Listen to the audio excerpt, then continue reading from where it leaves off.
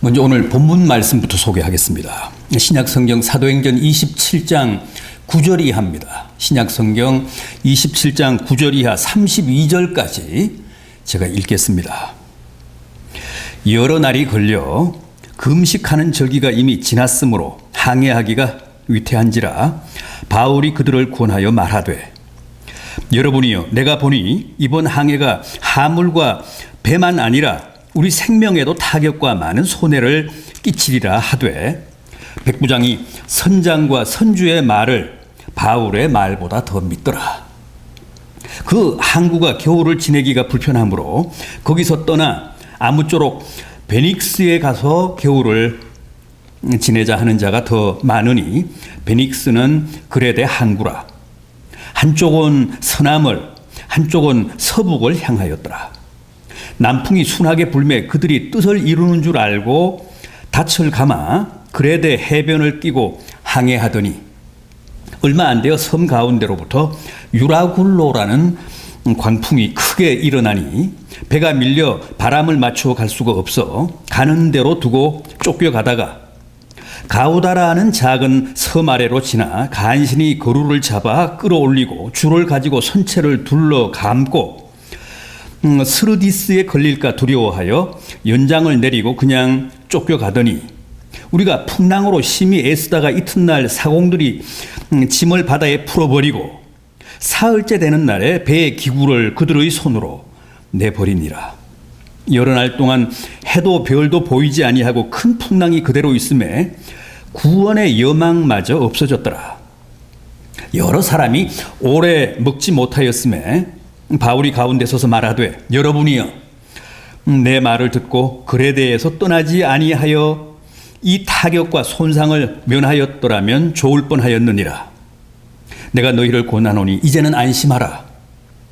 너희 중 아무도 생명에는 아무런 손상이 없겠고 오직 배뿐이리라. 내가 속한 바 곧 내가 섬기는 하나님의 사자가 어젯밤에 내 곁에 서서 말하되, 바울아, 두려워하지 말라. 내가 가이사 앞에 서야 하겠고 또 하나님께서 너와 함께 항해하는 자를 다 내게 주셨다 하였으니, 그러므로 여러분이여 안심하라. 나는 내게 말씀하신 그대로 되리라. 하나님을 믿노라. 그런즉 우리가 반드시 한 섬에 걸리리라 하더라.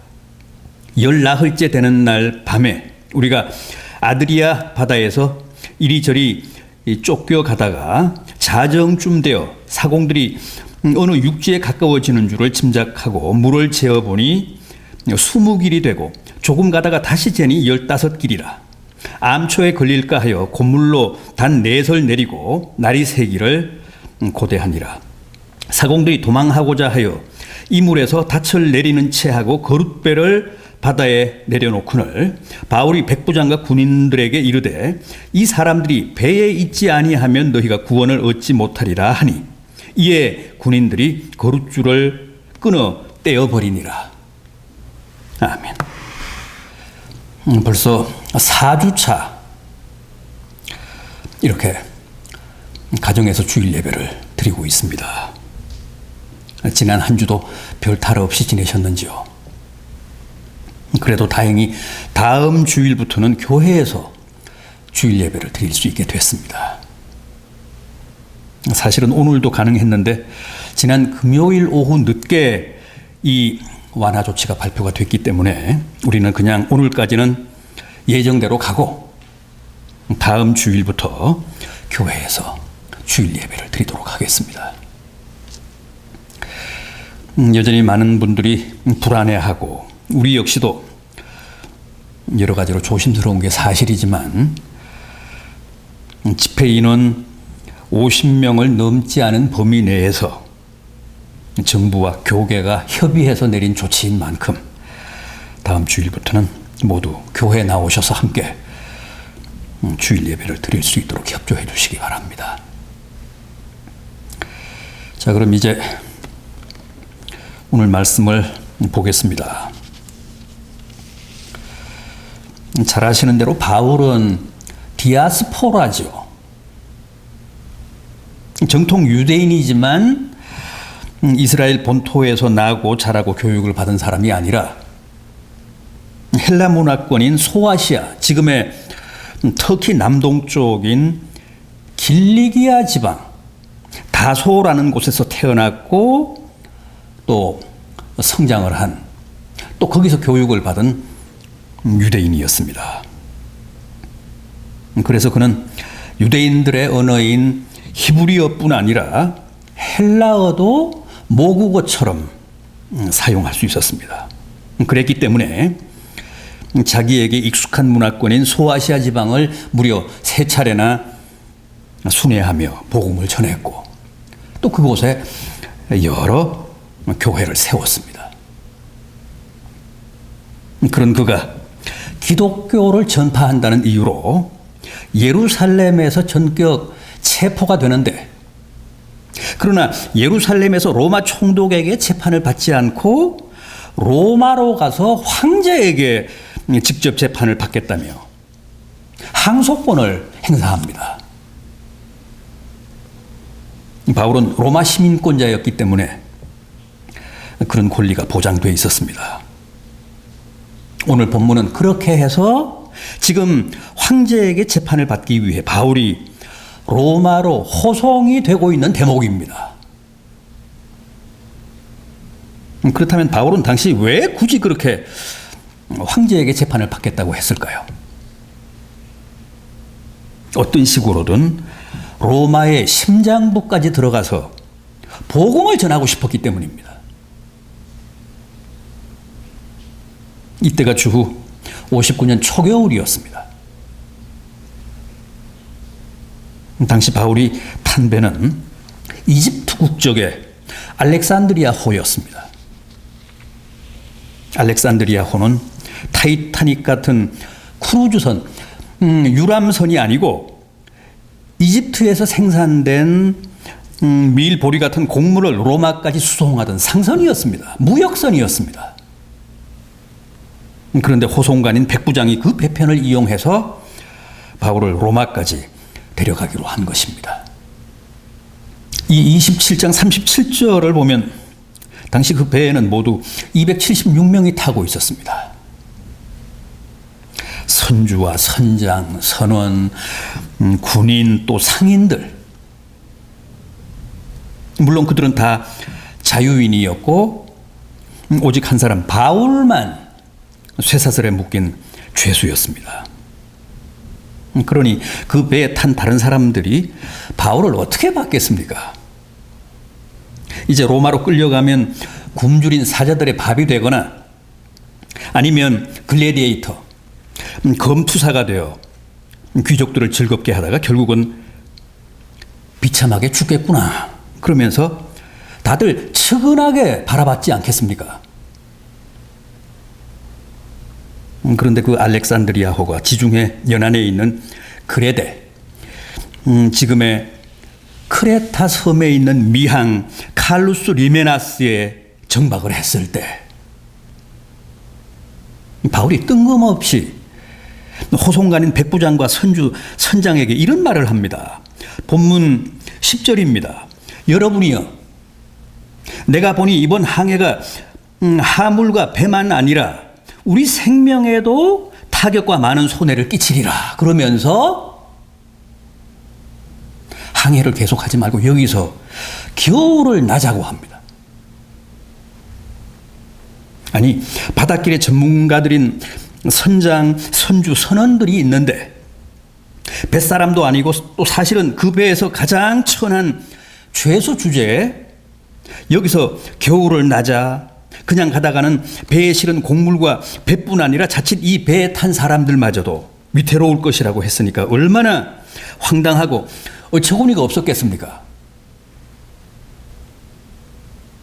당장 이놈이 여기서 달아나려고 수작을 부린다고 생각을 하지 않았겠습니까? 그래서 백부장이 당연히 바울의 그 말을 묵살합니다. 11절을 보십시오. 백부장이 선장과 선주의 말을 바울의 말보다 더 믿더라. 여러분, 그렇다면 당시 바울은 왜 그런 소리를 했을까요? 괜히 그랬겠습니까? 바닷길 전문가들이 얼마든지 있는데 그것도 쇠고랑을 찬 죄수가 할 일이 없어서 그렇게 잘난 체 했겠습니까? 다 그 나름의 영적인 통찰이 있었기 때문입니다. 하물과 배뿐 아니라 자칫 사람들의 생명까지도 위태로울 수 있다며 아주 구체적인 경고를 한 걸 보면 틀림없이 주님의 계시가 있었던 게 분명합니다. 23절에서도 그는 내가 섬기는 하나님의 사자가 어젯밤에 내 곁에 서서 말하되 바울아 두려워하지 말라고 했다는 고백을 한 걸 보면 이때도 분명 하나님의 그런 계시가 있었던 것 같습니다. 그랬기 때문에 확신에 차서 또 구체적으로 경고하며 여기서 겨울을 나자고 했을 겁니다. 그러나 백부장은 바울의 그 말보다 선장과 선주의 말을 더 믿었다고 합니다. 그래서 배는 곧 그 미항을 떠나 항해를 계속합니다. 그리고 처음에는 그들의 기대대로 순항을 했습니다. 13절을 보십시오. 본문 13절. 남풍이 순하게 불매 그들이 뜻을 이룬 줄 알고 닻을 감아 그레데 해변을 끼고 항해하더니. 그러나 거기까지였습니다. 13절까지였습니다. 이어지는 14절을 보십시오. 얼마 안 되어 섬 가운데로부터 유라굴로라는 광풍이 크게 일어나니 크레타 앞바다에서 유라굴로라는 초대형 태풍이 발생했다는 겁니다. 유라굴로는 흔히 겨울철에 지중해에서 발생하는 초특급 광풍을 말합니다. 헬라어로 유라굴로란 미친 바람이라는 뜻인데 허리케인이나 사이클론처럼 그 파괴력이 대단한 태풍이어서 아주 악명이 높다는 겁니다. 아무튼 사정이 점점 더 험악해졌습니다. 시간이 흐를수록 태풍의 위력이 더욱 커지면서 거의 절망적인 상태로 변해갔습니다. 바울의 말이 옳았던 겁니다. 18절 이하입니다. 본문 18절 이하. 우리가 풍랑으로 심히 애쓰다가 이튿날 사공들이 짐을 바다에 풀어버리고 사흘째 되는 날에 배의 기구를 그들의 손으로 내버리니라. 여러 날 동안 해도 별도 보이지 아니하고 큰 풍랑이 그대로 있음에 구원의 여망마저 없어졌더라. 그런데 그때 다시 바울이 나섭니다. 21절 하반절입니다. 여러분이요 내 말을 듣고 그레데에서 떠나지 아니하여 이 타격과 손상을 면하였더라면 좋을 뻔하였느니라. 바로 이 지점 이 대목에서부터 알렉산드리아호의 운명이 완전히 바울의 손으로 넘어갑니다. 보십시오. 구원의 여망이 사라지고 모든 사람의 생명이 경각에 달린 그 최후의 순간, 배 안의 모든 자유인들은 죽음의 공포에 사로잡혀 떨며 다 절망하고 있는데 그 배의 유일한 죄수인 바울만큼은 오히려 홀로 담대합니다. 22절 이하입니다. 내가 너희를 구원하노니 이제는 안심하라. 너희 중 아무도 생명에는 아무런 손상이 없겠고 오직 배뿐이리라. 내가 속한 바 곧 내가 섬기는 하나님의 사자가 어젯밤에 내 곁에 서서 말하되 바울아 두려워하지 말라. 내가 가이사 앞에 서야 하겠고 또 하나님께서 너와 함께 항해하는 자를 다 내게 주셨다 하였으니 그러므로 여러분이여 안심하라. 나는 내게 말씀하신 그대로 되리라고 하나님을 믿노라. 여러분 여기 24절에서 하나님께서 너와 함께 항해하는 자를 다 내게 주셨다고 한 말씀, 이게 무슨 뜻일까요? 지금 누가 누구 때문에 구원을 받게 된다는 겁니까? 그 알렉산드리아호의 모든 승객들, 모든 자유인들이 죄수 바울 때문에, 바울로 인해, 바울 덕에 최소한 목숨은 건지게 된다는 말씀입니다. 아니, 바울은 그 배에서 가장 별 볼 일 없고 가장 초라하고 이제 다 끝난 인생이라고 모두가 왕따 시킨 죄수 아닙니까? 그런데 그런 그가 이제는 그 배의 유일한 희망이고 유일한 생명줄이라는 겁니다. 여러분, 이게 바로 오늘 우리 그리스도인들의 진정한 역할이고 또 그 존재의 이유입니다. 주님은 예나 지금이나 늘 우리 그리스도인들을 향해 너와 함께 항해하는 자를 다 내게 주었노라고 말씀하십니다. 여러분, 세상 사람들이 우리를 어떻게 보고 우리를 어떻게 평가하건 간에 이 말씀은 준엄한 사실이고 또 만고불변의 진리입니다. 한 민족이나 한 공동체의 운명은 바로 우리 믿는 자들에게 달렸습니다. 물론 우리가 그렇게 말하면 세상 사람들은 다 경멸하고 비웃고 조롱합니다. 현실적으로도 그렇지 않습니까? 요즘 신자들이 세상 속에서 무슨 발언권이 있고 무슨 주도권이 있습니까? 그야말로 알렉산드리아호에 타고 있던 바울과도 같은 신세 아닙니까? 세상 사람들은 지금도 우리를 마치 죄인 취급하며 소외시키고 열애시키고 손가락질하고 개무시하고 함부로 욕합니다. 그럼에도 주님은 여전히 우리를 향해 너와 함께 항해하는 이 사람들을 내가 다 내게 주었노라고 하십니다. 너와 함께 항해하는 이 275명의 운명이 다 내 손에 달렸다고 하십니다. 여러분들은 오늘 주님의 이 말씀을 어떻게 생각하십니까? 배너라는 영화에도 그런 대목이 나오지 않습니까? 배너가 결국은 노예가 되어 로마 군함 밑창에 들어가 쇠고랑을 찬 채로 죽도록 노를 젓는데 그 배가 그만 적의 공격을 받아서 격침이 되잖아요. 그 와중에도 배너는 사령관인 아리우스 제독을 구해내 널빤지에 태우고 바다를 표류합니다. 제독이 몇 번이고 자결하려고 하지만 그때마다 배너가 필사적으로 죽지 못하도록 막습니다. 그러다가 극적으로 아군의 배를 만나 구조가 되는데 배에 오른 아리우스 제독이 묻습니다. 어떻게 됐는가? 사령관님, 우리가 이겼습니다. 그 말을 들은 제독이 바가지에 물을 떠서 노예인 배너에게 먼저 건넵니다. 그러면서 뭐라고 하죠?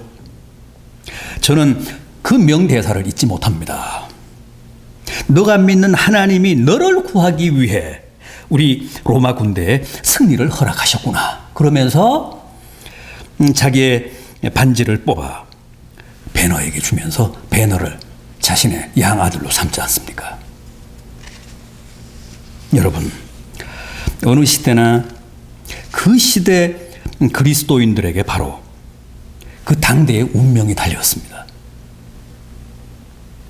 이 시대 그리스도인들에게 이 시대 대한민국의 운명이 달렸습니다. 우리가 인정하든 않든 이 대한민국이 그 사실을 긍정하든 않든 그건 사실이고 진리입니다. 저는 알렉산드리아호에 타고 있는 죄수처럼 보잘것없는 존재지만 한 번도 그 사실을 잊은 적이 없습니다. 그래서 날마다 이 민족, 우리 사회의 구원을 위해 기도합니다. 우리 그리스도인들의 어깨에 바로 이 대한민국의 운명이 지워져 있습니다.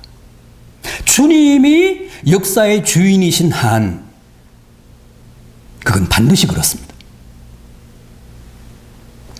옛날 소돔과 고모라를 한번 생각해 보십시오.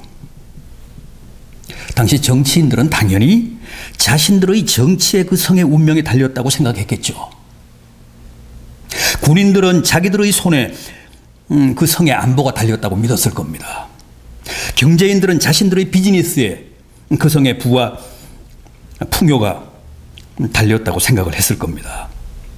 또 교육가들은 자신들의 교육이 그 성의 미래를 약속한다고 믿지 않았겠습니까?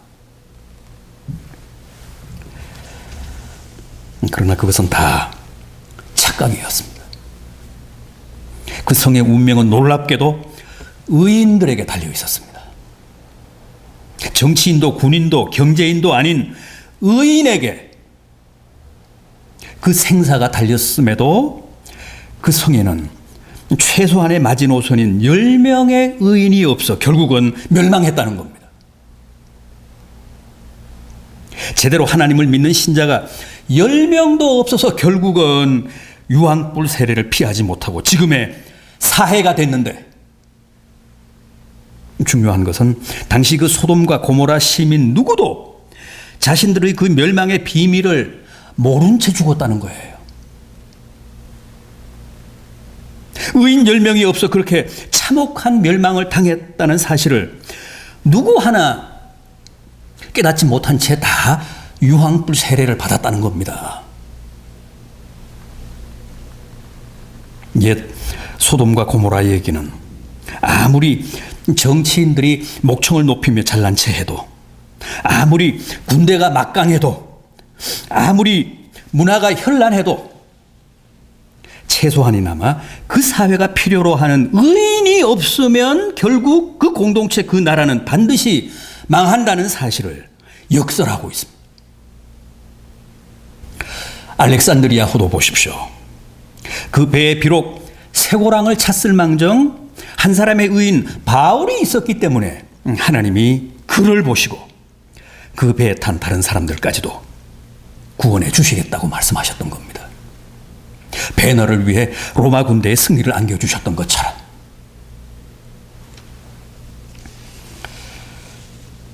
이제 바울이 처방을 내립니다. 어떻게 했습니까?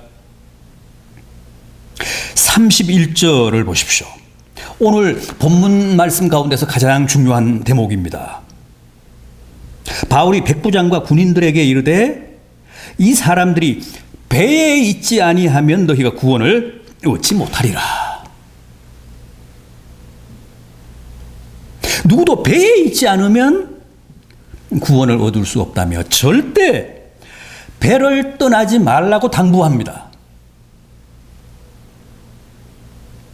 그래서 이어지는 32절을 보면 아예 거룻줄을 끊어 아무도 그 배에서 탈출하지 못하게 했다고 합니다. 여러분, 지금도 마찬가지입니다. 세상 풍파가 아무리 거칠고 험하다고 해도 배를 떠나면 안 됩니다. 배를 버리면 안 됩니다. 배에 남아 있어야 합니다. 배가 뭡니까? 성경에서 배는 언제나 교회를 뜻합니다. 교회를 상징합니다. 이 시대의 구원의 배, 구원의 방주는 바로 교회입니다. 여러분, 코로나19라는 초유의 광풍, 코로나19라는 살인적인 유라굴로에도 불구하고 절대 배에서 탈출할 생각하지 마십시오. 배에 있지 않으면 구원을 얻지 못한다고 합니다. 이것은 바울이 태풍 속에서 받은 하나님의 엄숙한 계시입니다. 그럼에도 불구하고 요즘 많은 사람들이 다투어 교회를 떠나고 있습니다. 살겠다며 너도 나도 유행처럼 배를 버리고 있습니다. 여러분, 절대 교회를 탈출하는 게 살 길이 아닙니다. 아무리 배가 흔들리고 그래서 불안하고 파선할 것 같고 당장이라도 침몰할 것 같고 멀미가 나서 속이 뒤집혀도 이 배 안에 있어야 구원을 얻지, 배를 버리면 결국 다 죽습니다. 그것은 마치 노아의 가족이 방주 속에 있지 않았다면 절대 구원받을 수 없었던 것과 똑같은 이치고 똑같은 원리입니다. 생각해 보십시오. 당시 노아의 방주는 하나님이 허락하신 유일한 구원의 방편이었음에도 결코 그 환경이 쾌적하거나 이상적이지 않았습니다. 그 큰 배에 하늘로 난 작은 창이 딱 하나밖에 없었으니까 얼마나 갑갑했겠습니까? 더구나 그 많은 짐승들이 배 안에서 1년 동안 함께 먹고 마시며 배설했으니 공기는 또 얼마나 탁하고 냄새는 얼마나 지독했겠습니까? 또 짐승들의 싸우는 소리며 울부짖는 소리는 얼마나 심했겠습니까? 그럼에도 노아의 8 식구는 끝까지 방주를 버리지 않았습니다. 더는 못 살겠다며 누구도 그 방주에서 탈출을 기도하지 않았습니다. 모두 끝까지 견디고 버텼습니다. 그래서 마침내 다 구원받았습니다. 그러나 그 배에 있지 않았던 다른 세상 사람들은 어떻게 됐을까요? 한 사람도 예외 없이 몽땅 수장되고 말았습니다. 다 멸망했습니다. 누구도 방주 외에 다른 방법으로 구원받은 사람은 없었습니다. 여러분, 이것은 만고불변의 진리입니다. 아득한 옛날 노아 시대 때도 2000년 전인 바울 시대 때도 또 2020년인 이 코로나 시대에도 누구든 배를 떠나면 죽습니다. 살려고 배를 버리지만 살기는커녕 도리어 죽는다는 게 성경의 가르침이고 바울이 받은 엄숙한 계시고 경고입니다.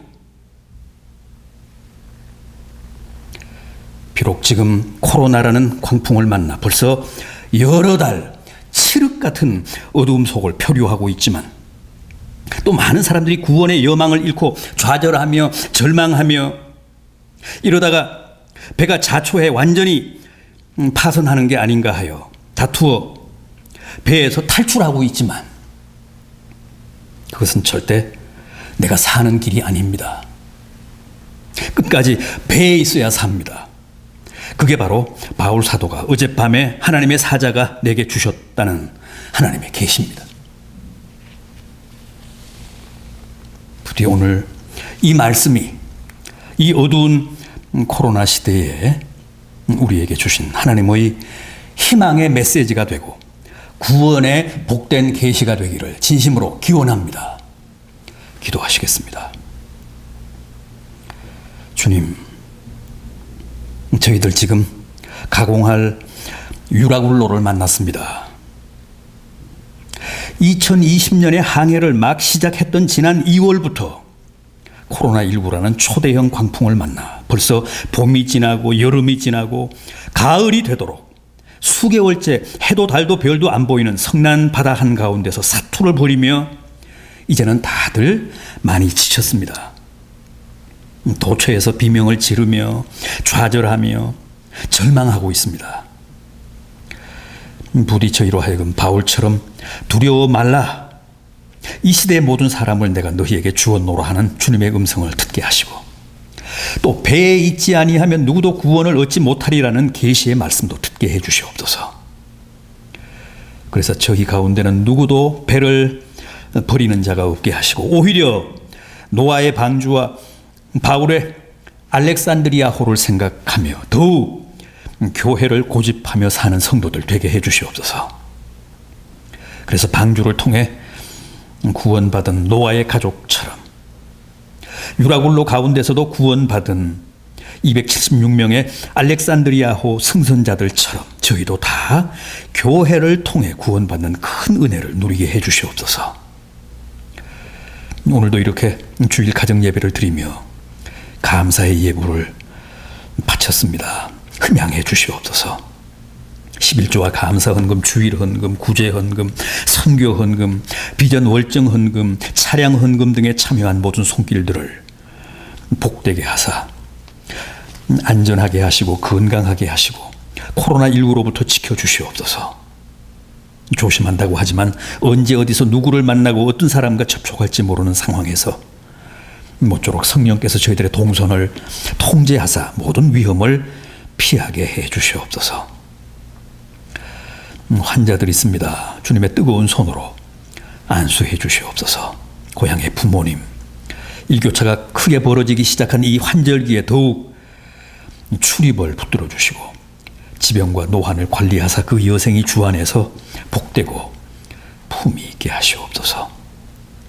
자녀들의 학업을 도와주시고 사회생활과 진로를 책임져 주시옵소서. 모든 게 다 틀어지고 헝클어졌습니다.